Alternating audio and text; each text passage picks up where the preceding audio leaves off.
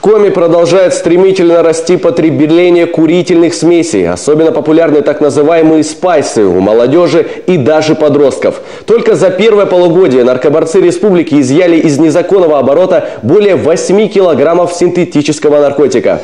Противодействовать его распространению крайне сложно, отмечают силовики. Как правило, связь с продавцом держится через интернет, а передача зелья происходит бесконтактным путем. Евгений Ракин погрузился в проблему. Мамочка, я боюсь! Мамочка, я боюсь! Вот он, так называемый спайс в действии. Употребив дозу синтетического наркотика, юноша испытывает панический страх. Если отпустит без последствий, считай, повезло. На деле угнетение центральной нервной системы может довести и до суицида. Под влиянием дури человек просто не владеет собой.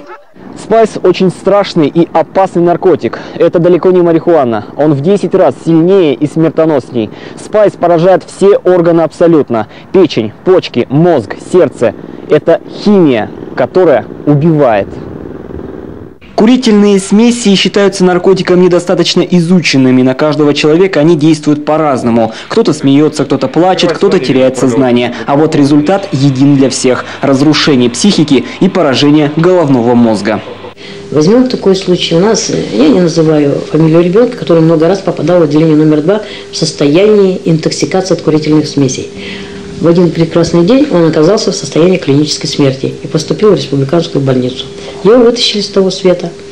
Но вот что такое клиническая смерть? Это, извините, это полное голодание центральной нервной системы. Вот вернулся ли он нормальным? Очень сомнительно. А будет ли он дальше нормальным? Тоже очень сомнительно.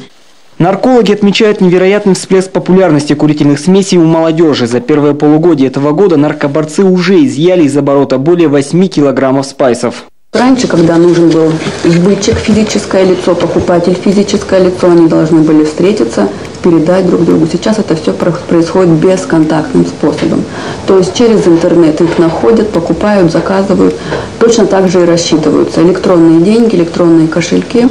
Особенно активно реклама смеси тиражируется в соцсетях и на корпусах зданий. Практически в любом Сыктывкарском дворе можно найти странные граффити. Там сбытчики рекламируют свои темные услуги на понятном подростковом языке. Силовики разводят руками. Одним закрашиванием ситуацию не выровнять. Он же правильно понимает, для чего он это делает. И он уже должен осознавать, что с момента того, как он только начинает переписку, он уже вступил, так сказать, в преступный сговор с этим человеком. Он уже отчасти является преступником. Еще одна сторона бессилия – то, что наркотические вещества вносятся в список запрещенных по своему химическому составу, который, в свою очередь, постоянно меняется. Таким образом, появляются все новые и незапрещенные разновидности зелья. До определенного момента они легальны. Какое-то внимание уделяется профилактическому направлению, но разовые акции, как правило, тоже малоэффективны. Мы увеличили в 3 раза количество смен в нашем выездном лагере «Рубеж». Сысоцкий район. И более того, мы хотим расширять существенно это направление дальше. Сделать в следующем году палаточные лагеря соответствующей направленности. Не только в Сысоцком районе, но и в других. В частности, наш лагерь Гренада мы хотим палатки поставить. Эксперты утверждают, республике срочно нужна четкая антинаркотическая программа. Она должна решить проблему нехватки кадров, отсутствия целевого финансирования и в целом усилить работу по противодействию национальной угрозе. Евгений Ракин, Дмитрий Ведерников, Константин Стратиенко, телеканал Юрган.